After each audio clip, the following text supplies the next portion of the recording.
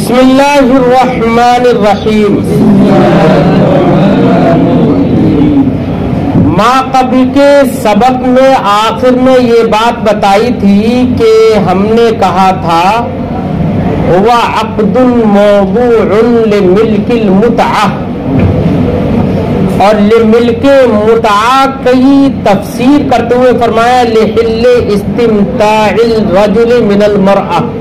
یہ تو کہا تھا نا، یعنی نکاح ایسا عقد ہے جس کی وضع ہی اس لیے ہوئی ہے تاکہ مرد عورت سے اور عورت مرد سے استمتاع، دونوں کا ایک دوسرے سے استمتاع کرنا حلال ہو جائے. تو حلت کے لیے ہی وضع ہوئی ہے. تو جب بھی نکاح صحیح ہوگا حلت استمتاع، بات سمجھ میں آ گئی. ساتھ ہی ساتھ ماقبل میں یہ بھی بتایا کہ نکاح جو ہے، عقد نکاح جو ہے وہ تو موضوع حلت کے لیے، لفظ بیع یا لفظ ہبہ وغیرہ یہ حلت کے لیے موضوع نہیں ہے. کیا نہیں ہے؟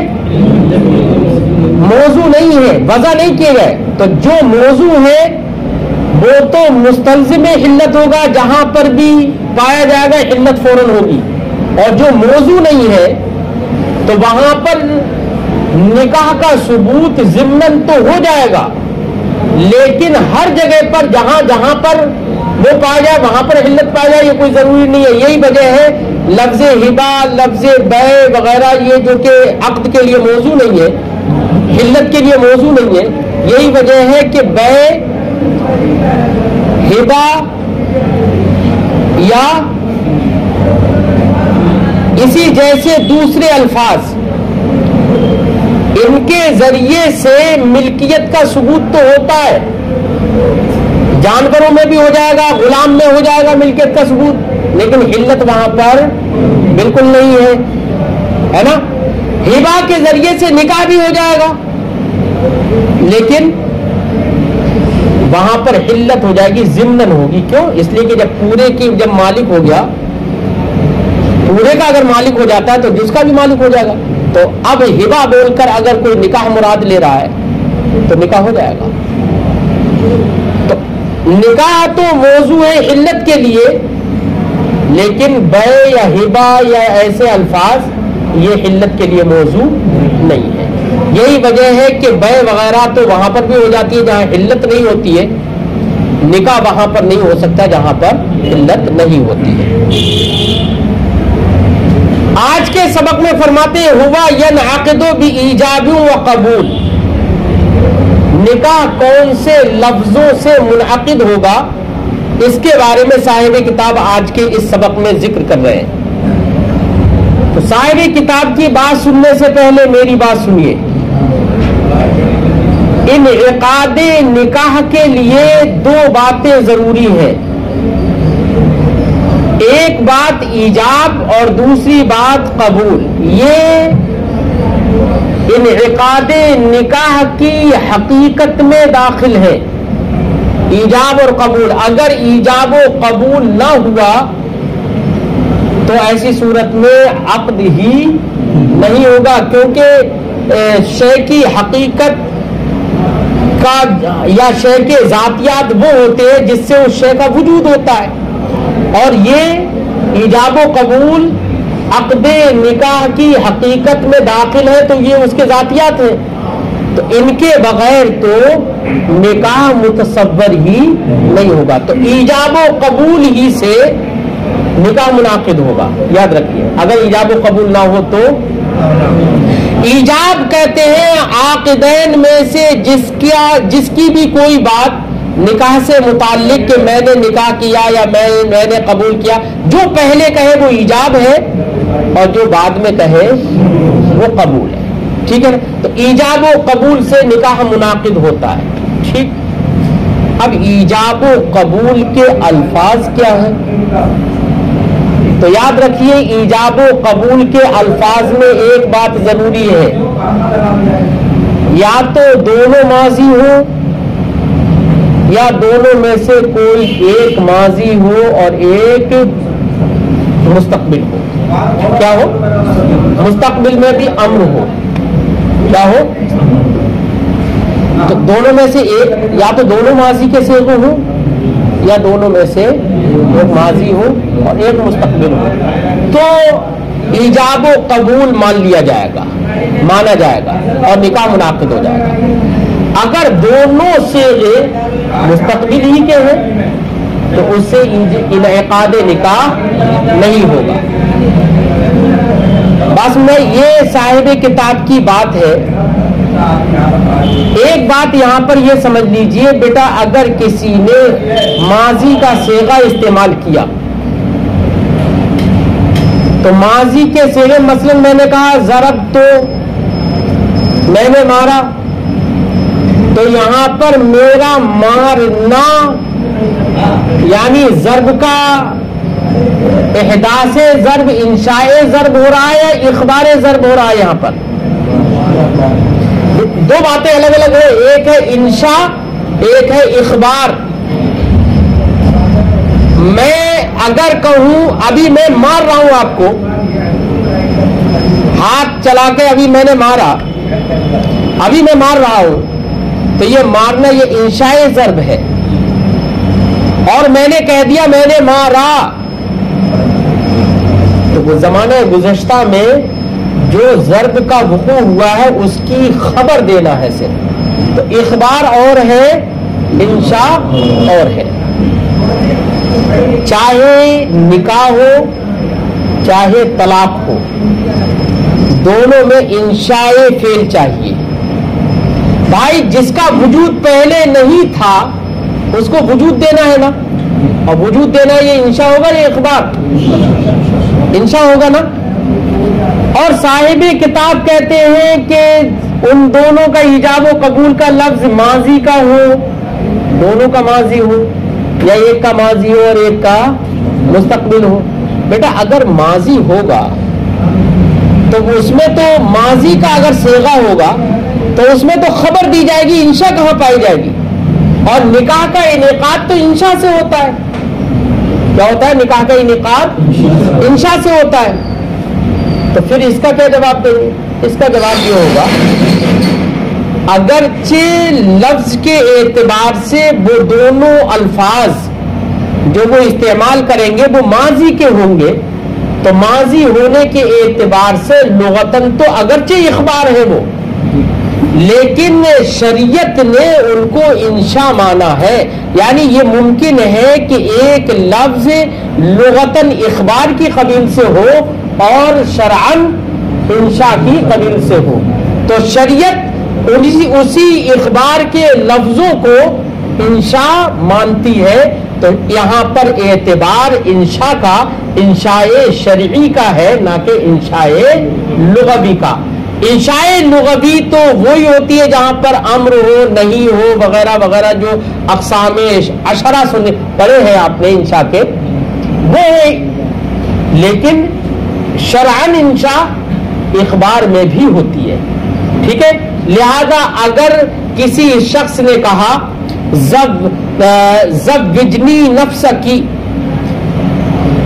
तू अपने आप का निकाह मुझसे कर दे, यार ज़व्विजनी फुलानतन, फुला का निकाह मुझसे कर दे, ये तो मुस्तकबिल है ना, अरे अम्र है तो मुस्तकबिल है, ठीक है। तो उस शख्स ने कहा ज़व्वज, तो मैंने निकाह कर दिया, और इसने कह दिया कबिल, तो मैंने कबूल किया। अब देखो दोनों सेगे क्या है? माजी के हो गए। क्या हो गए? माजी के हो गए ना। तो अब ऐसी सूरत में इनेकाद निकाह हो जाएगा। क्यों? इसलिए कि है तो ये अल्फाज अगरचे माजी के खबर के हैं, इखबार है लुगतन, लेकिन शरअन ये इंशा है, गोया के इंशाए निकाह इन्होंने किया है, ठीक है ना। तो यहाँ पर एतबार जो है वो इंशा का है, वो इंशाए शरई है, ना कि इंशाए लुगवी। ये मेरी बात ज़हन में आ गई ना। अब साहिब किताब के अल्फाज पढ़ते, फरमाते हुआ यनअक़िदु बिईजाब व कबूल, निकाह मुनअक़िद होगा ईजाब व कबूल से। ईजाब व कबूल होना चाहिए, बगैर ईजाब व कबूल के निकाह नहीं होगा। لفظہما ماضٍ، دونوں کے لفظ ماضی کے ہوں. کیا ہو؟ دونوں کے لفظ. ایجاب و قبول دونوں کے لفظ کون سے ہوں؟ ایجاب والے لفظ بھی ماضی ہوں اور قبول والے لفظ بھی. یار لفظ ہما کہہ رہے ہیں، دونوں کے لفظ. اور لفظ جو ہوتے ہیں اسی آواز کو بولتے ہیں جو آواز انسان کے منہ سے زیر و بم کے ساتھ نکلتی ہے، اسی کو تو کہتے ہیں نا لفظ. نہیں سمجھ میں آئی بات؟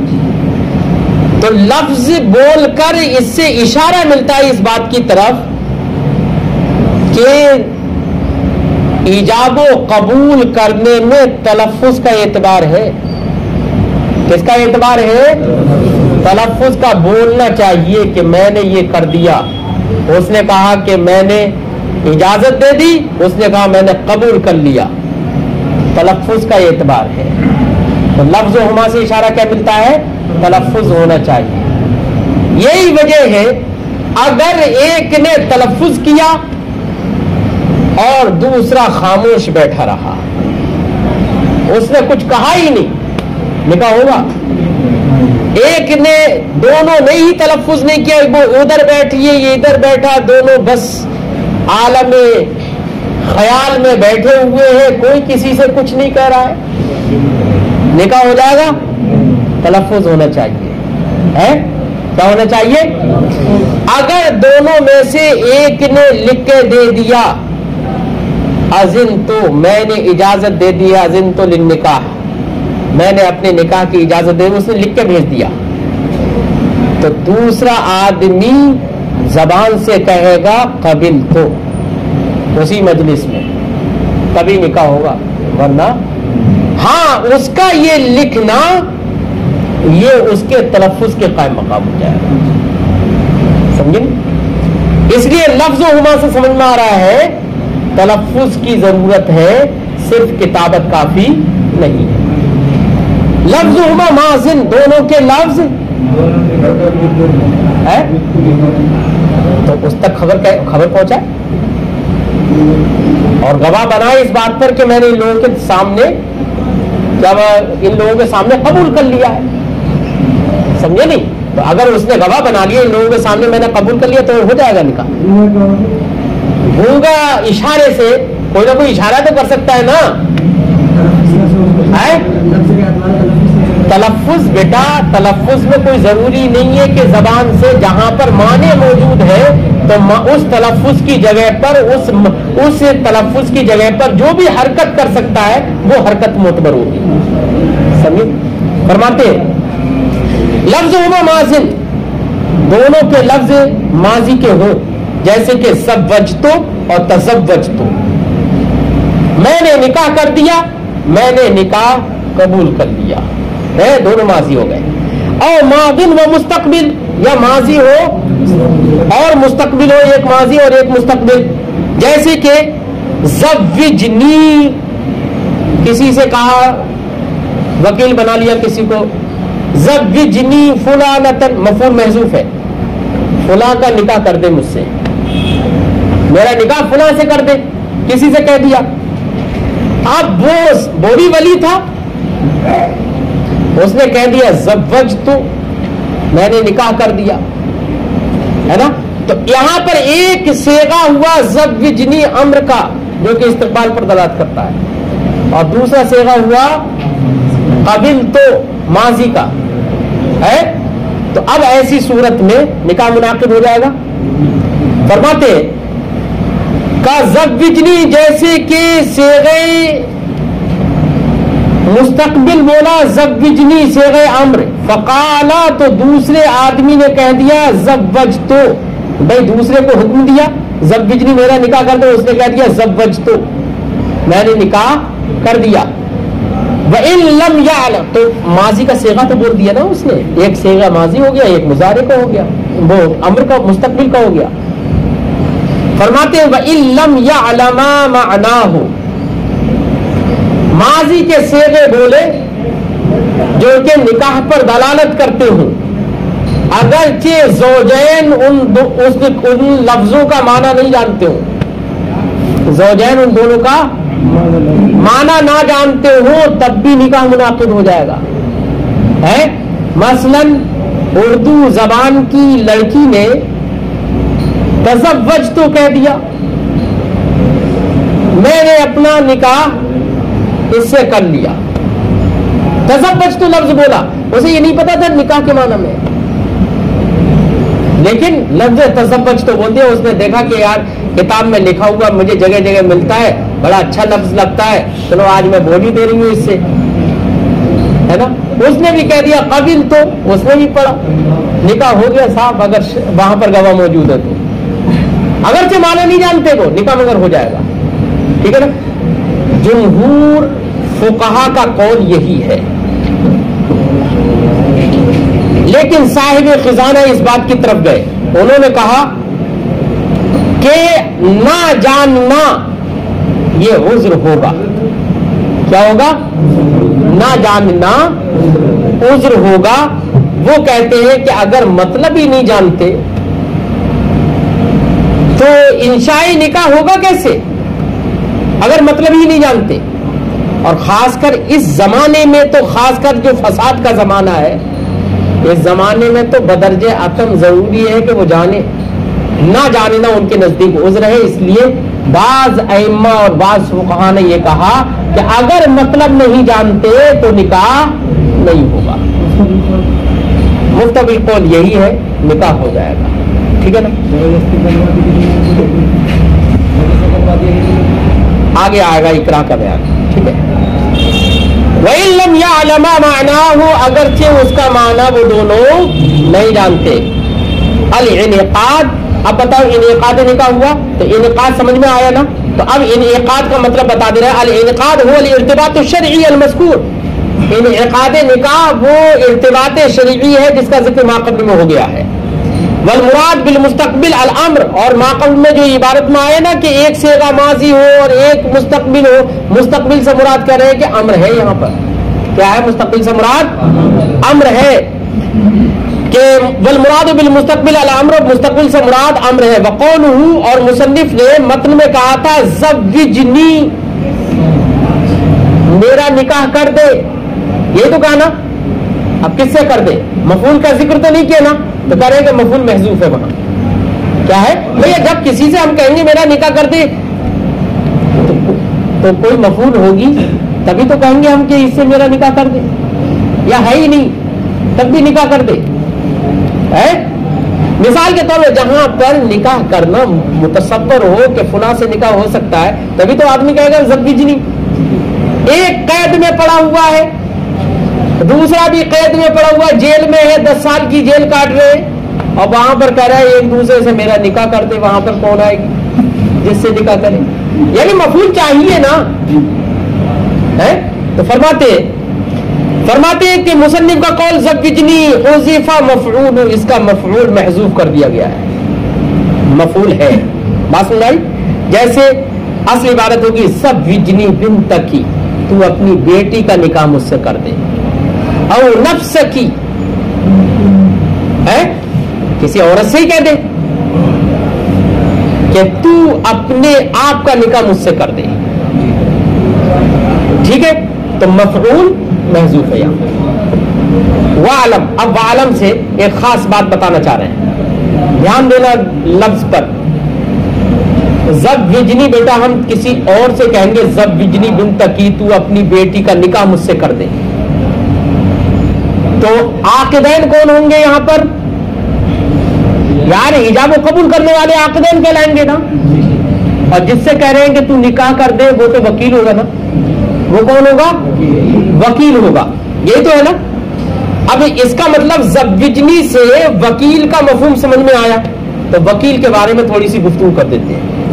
فرماتے وعلم، آپ جان لیجئے، ان قولہ زوجنی لیس فی الحقیقت ایجابا، بیٹا آپ نے کہا زوجنی بنتکی، تم اپنی بیٹی کا نکاح مجھ سے کر دو، اس نے کہا زوجتو، میں نے نکاح کر دیا، تو کیا دونوں ایجاب و قبول ہو گئی ہے؟ نکاح کے لیے ایجاب و قبول چاہیے، تو کیا زوجنی کو ایجاب مانا جائے گا اور زوجتو کو کیا قبول مانا جائے گا؟ اگر ہے تب تو نکاح ہو جانا چاہیے، لیکن صاحب کتاب فرماتے زوجنی کہنا یہ ایجاب نہیں ہے حقیقت میں، یہ حقیقت میں ایجاب، جب حقیقت میں ایجاب نہیں ہے تو کیا چاہیے؟ بھئی ایجاب تو اس لیے نہیں ہے کیونکہ یہ تو دوسرے کو وکیل ہی تو بنا رہا ہے نا، اس کو وکیل بنا رہا ہے کہ تم میرے نکاح کا وکیل بن جائے، اس سے نکاح میرا کرا دے۔ فرماتے وعلم آپ جان لیجیے انا قولہ زوجنی لیس فی الحقیقت ایجابا، زوجنی یہ حقیقت میں ایجاب نہیں ہے، بل ہوا توکیل، جس سے ہم کہہ رہے ہیں، جس کو خطاب کر رہے ہیں اس کو وکیل بنانا ہے، یہ تو صرف۔ ثم قولہ، پھر دوسرے کا جس سے ہم نے کہا زوجنی، پھر اس دوسرے آدمی کا یہ کہنا زوجتو، میں نے نکاح کر دیا، ایجاب و قبول، یہ ایجاب بھی ہے اور قبول بھی ہے۔ بیٹا جس کی بیٹی ہے وہ اپنی بیٹی کا کیا کون ہے؟ ولی ہے۔ بیٹی کا کون ہے؟ ولی ہے۔ تو بیٹی کا ولی ہے تو اس کی جانب سے یہ قبول بھی ہو گیا، اور اس نے اس کو اپنا وکیل بنایا نکاح کرنے کا، اس کی جان، اور اس نے زوجتو کہا تو یہی زوجتو ایجاب بھی ہو گیا اس کی جانب سے اور اس کی جانب سے۔ اب مسئلہ یہ ہے کہ ایک ہی آدمی کی ایک ہی لفظ، ایک ہی آدمی کا ایک ہی لفظ ایجاب بھی اور ایک ہی لفظ قبول بھی، یہ کیسے ہو سکتا ہے؟ یہ کیسے ہو سکتا ہے؟ تو بیٹا لفظ تو ایک ہی بول رہا ہے، زوجتو میں نے بول دیا، یہ ایجاب ہے یہ قبول ہے، لیکن یاد رکھنا عقد نکاح اور ہے، عقد بیع اور ہے، دونوں میں فرق ہوتا ہے۔ عقد نکاح میں سارے معاملات زوج اور زوجہ کی جانب راجع ہوتے ہیں، اس میں عقد نکاح میں سارے معاملات زوج اور زوجہ کی جانب راجع ہوتے ہیں، عقد کرنے والا کوئی بھی صحیح، وہ تو صرف اور صرف سفیر محض ہوتا ہے۔ کون ہوتا ہے وہ؟ بس دونوں کے بیچ میں صرف ایک واسطہ ہوتا ہے، اس کے علاوہ کچھ نہیں۔ اب اگر یہ لفظ، یہ آدمی جس کو سفیر بنا لیا گیا ہے، یہ آدمی کہتا ہے میں نے نکاح کر دیا، تو اس آدمی جو زوج ہے اس کی بات بھی مانی جائے گی، اس کی بات، اور جو زوجہ ہے اس کی بات بھی اسی کی بات مانی جائے گی۔ یہ در حقیقت اس کا قول اس کی جانب بھی راجع ہوگا، زوج کی جانب، اور زوجہ کی جانب بھی راجع ہوگا۔ تو گویا کہ ایک ہی لفظ بولا لیکن راجع دونوں کی جانب ہو رہا ہے، اس لیے ایجاب اور قبول دونوں بننے کی صلاحیت رکھتا ہے۔ باب نکاح میں سارے حقوق جو راجع ہوتے ہیں وہ زوجین کی جانب راجع ہوتے ہیں، یاد رکھیے۔ اس لیے ایک ہی بات دونوں کی طرف راجع ہو کر ایجاب بھی بن جائے گی، قبول بھی بن جائے گی۔ اس کے برخلاف باب بیع کے اندر حقوق راجع ہوتے ہیں اس عاقد کی جانب جو عقد کرتا ہے، چاہے وہ اصل ہو چاہے وکیل ہو۔ باب بیع میں حقوق راجع ہوتے ہیں کس کی جانب؟ عاقد کی جانب، باب بیع میں، ٹھیک ہے نا؟ تو باب بیع میں عاقد کی جانب جب راجع ہوتے ہیں تو اب ایسی صورت میں کوئی بھی ایک لفظ بولا تو وہ عاقد ہی کی جانب تو لوٹے گا نا۔ اب وہ عاقد اگر اصل ہے تو اس کی جانب، وکیل ہے تو وکیل کی جانب، جو دوسرا ہے اگر وہ بائع بن جائے تو بائع ہی تو بنے گا، صرف مشتری نہیں بن سکتا۔ اس لیے ایک لفظ وہاں پر بائع اور مشتری دونوں کی جانب سے نہیں ہو سکتا ہے، کیونکہ وہاں پر حقوق راجع ہوتے ہیں کس کی جانب؟ عاقد کی جانب، چاہے وہ اصل ہو چاہے وہ وکیل ہو۔ اور یہاں پر باب نکاح میں حقوق راجع ہوتے ہیں کس کی جانب؟ زوجین کی جانب۔ تو ایک ہی لفظ دونوں کی طرف سے ہو سکتا ہے، سمجھے نہیں؟ اس لیے زوج تو اگر کہہ دیا تو ایجاب و قبول دونوں ہو جائے گا۔ بات سمجھ میں آ گئی؟ ترجمہ لگاتے ہیں، فرماتے ہیں کہ ثم قولہ زوجتو ایجاب و قبول، یہ زوجتو پھر دوسرے نے کہا یہ ایجاب اور قبول دونوں ہے۔ فإن الواحد يتولى طرف النکاح، کیونکہ ایک ہی آدمی جس کو ہم نے ولی بنایا ہے وہی ایک ہی آدمی نکاح کے دونوں طرف یعنی ایجاب و قبول دونوں کا ولی بن جاتا ہے، دونوں کا، برخلاف بے کے، بے میں نہیں ہوتا ہے دونوں کا ولی، تو اس لیے کہ وہاں پر حقوق عاقد کی جانب راجع ہوتے ہیں، اور عاقد یا تو بائع ہوگا یا مشتری ہوگا، سمجھے نہیں؟ فرماتے ہیں برخلاف بے کے فإنه إذا قال، کیونکہ بے کے اندر اگر کسی شخص نے کہا، مشتری نے کہا بِعْنِي هَذَا الشَّيْءَ، یہ چیز میرے ہاتھ بیچ دو، فقال، تو بائع نے کہا بِعْتُ، میں نے بیچ دی، لا ينعقد البيع، بیع ابھی منعقد نہیں ہوگی، کیونکہ یہاں پر بِعْتُ کہنا یہ ایجاب و قبول دونوں نہیں ہوں گے، اسے پہلے تو یہ کہا بِعْنِي بیچ دو، پہلے تو آرڈر کیا ہے، پہلے تو حکم دیا ہے نا، تو وہ تو ایجاب نہیں ہوگا نا، ہاں پھر اس نے کہا بِعْتُ، میں نے بیچ دیا، یہ بِعْتُ کیا ہے؟ ایجاب ہے، اب بعد میں اسے کہنا پڑے گا قبلت یا اشتریت، یہ کہنا پڑے گا، اشتریت کہنا پڑے گا، تب ہوگا ایجاب و قبول۔ صرف اگر بِعْتُ کہہ دیا اس نے کہا بِعْنِی، میرے ہاتھ بیچ دے، اس نے کہا بِعْتُ، میں نے بیچ دیا، صرف اس سے بیع منعقد نہیں ہوگی، کیوں؟ اس لیے کہ لفظ بِعْتُ ایک ہی لفظ دونوں کا ایجاب و قبول بننے کی صلاحیت باب بیع میں نہیں رکھتا۔ فرماتے اذا قال بِعْنِي هذا الشيء فقال بِعْتُ لا ينعقد البيع، تو بیع منعقد نہیں ہوگی، الا ان يقول الاخر، مگر یہ کہ مشتری یہ کہے اشتریت، میں نے خرید لیا، ٹھیک ہے، فإن الواحد لا يتولى طرف البيع، کیونکہ باب بیع کے اندر ایک آدمی بیع کے دونوں طرف ایجاب و قبول دونوں کا ولی نہیں ہوتا، وذالک، یہ فرق بیع اور نکاح میں ہوا نا، یہ فرق کیوں ہوا؟ فرق اس لیے ہوا کہ باب بیع کے اندر حقوق راجع ہوتے ہیں عاقد کی جانب، اور باب نکاح میں حقوق راجع ہوتے ہیں زوجین کی جانب، اس وجہ سے یہ فرق ہوا ہے، وہی فرق بتا رہے ہیں، وذالک، وہ اس طرح سے، وہ اس وجہ سے لأن حقوق العقد ترجع الى العاقد، کیونکہ عقد کے حقوق راجع ہوتے ہیں عاقد کی جانب، فی باب البیع، باب بیع کے اندر عاقد کی جانب راجع ہوتے ہیں، وَأَمَّا فِي النِّكَاحِ، رہا نکاح میں، فَحُقُوقُهُ تَرْجِعُ إِلَى الزَّوْجِ وَالزَّوْجَةِ، تو حقوق جو نکاح کے حقوق ہیں، چاہے وہ مہر ہو یا کچھ اور ہو، وہ سب راجع ہوتے ہیں زوج اور زوجہ کی جانب، لا إِلَى الْعَاقِدِ، کس کی؟ عاقد کی جانب راجع، فَإِنَّ الْعَاقِدَ إِنْ كَانَ غَيْرَهُمَا، تو عاقد اگر زوجین کے علاوہ ہو، فَهُوَ سَفِيرٌ مَحْضٌ، تو وہ محض ایک واسطہ ہی ہے، اس کی طرف حقوق راجع نہیں ہوں گے، تو اب وہ، اور ایک سفیر محض ایک واسطہ، وہ ادھر سے بھی ہو سکتا ہے ادھر سے بھی ہو سکتا ہے، لہذا اس کا ایک ہی لفظ ادھر سے ایجاب ادھر سے قبول ہو سکتا ہے، لہذا وہاں پر زوجنی فلاں، زوجنی بنت کی، تو اپنی بیٹی کا مجھ سے نکاح کر دے، اور جواب میں اس نے کہہ دیا زوجتو، میں نے نکاح، یہ اکیلا ہی زوجتو ایجاب بھی ہو جائے گا قبول بھی ہو جائے گا، ٹھیک ہے نا۔ وقولہما، داد و پذیرفت بلا میم، بعد دادی و پذیرفتی، گھنٹی ہو گئی؟ ابھی تو گھنٹی نہیں ہوئی ہے نا، چل سن، عقد نکاح منعقد ہو جائے گا ایجاب اور قبول سے، وقولہما،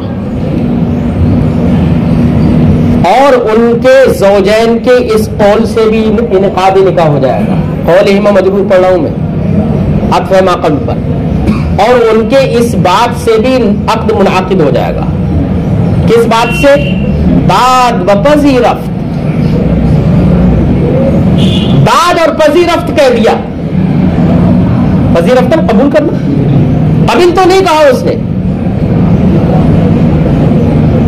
داد اور پذیر فارسی میں بول دیا، اصل میں فارسی میں لانے کا مقصد ان کا یہ ہے، یہ اصل میں ضمیر کو حذف کر رہے ہیں یہاں پر، بلا میم، بغیر میم، دادم اور پذیرفتم نہیں کہا، میم کے ساتھ نہیں کہا، بغیر میم کے داد اور پذیرفت کہہ دیا، بعد دادی و پذیرفتی، دادی اور پذیرفتی کے بعد، یعنی کسی شخص نے کسی عورت سے کہا کہ تو اپنے آپ کو میرے نکاح میں دیتی ہے، کیا تو نے اپنے آپ کو میرے نکاح میں دیا ہے؟ یہ کسی نے مرد نے عورت سے کہہ دیا. عورت نے متکلم کا صیغہ ہی نہیں بولا. دادی، اس نے تو حاضر کا بولا تھا، دادی، پذیرفتی، کچھ بھی لفظ بولا. لیکن عورت نے جواب میں کہا داد. تم نے کہا تھا کہ دیا اپنے آپ کو نکاح میں، اس نے کہا داد. واحد غائب کا صیغہ بول دیا. متکلم کا نہیں بولا. یہ نہیں کہا داد میں نے دیا، یہ نہیں کہا. متکلم کا نہیں بولا. تو کہہ رہے ہیں کہ دیکھو یہاں پر لفظ میں تو متکلم نہیں ہے، اس نے اپنی طرف نسبت لفظ میں تو نہیں کی ہے. لیکن مراد کیا ہے بھیا؟ تم نے بھی مطالبہ بھی کس سے کیا تھا؟ اسی عورت سے مطالبہ کیا تھا، یا تو اپنے آپ کو مجھے میرے نکاح میں دے دے. مطالبہ کر رہے ہو. تو جس سے بھیک مانگ رہے ہو اور وہی دے رہا ہے، تو پھر کیا کسی اور کا نکاح کر دیا کیا اس نے؟ اسی نے ہی تو دیا ہے، تو نکاح اسی کا ہی ہوگا.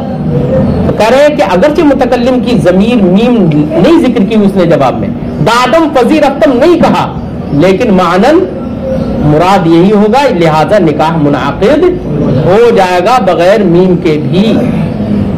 اس سے کیا سمجھ میں آیا؟ اس سے سمجھ میں یہ آیا کہ الفاظ سے فرق نہیں پڑتا، معنی دیکھنا پڑے گا کہ انشاء نکاح بھی ہو رہا ہے نہیں ہو رہا ہے. اگر انشاء نکاح مقصد ہے، انشاء نکاح کر رہا ہے، تو الفاظ اگرچہ متکلم ہے، الفاظ اگرچہ غائب کے بول دے، لیکن نکاح ہو جائے گا. کیا ہو جائے گا؟ یہی تو سمجھ میں آیا، یہی بتانا چاہ رہے ہیں. فرماتے ہیں وقول امام، ان کے اس قول سے بھی نکاح ہو جائے گا. کیا داد اور پذیرفت کہہ دیا بلا میم، بغیر میم کے. بعد دادی و پذیرفتی، دادی اور پذیرفتی کے بعد ہے نا. اب اس کی شرح فرماتے ہیں اے اذا قیل للمرأۃ خیشت الراب زنی بفنا دادی،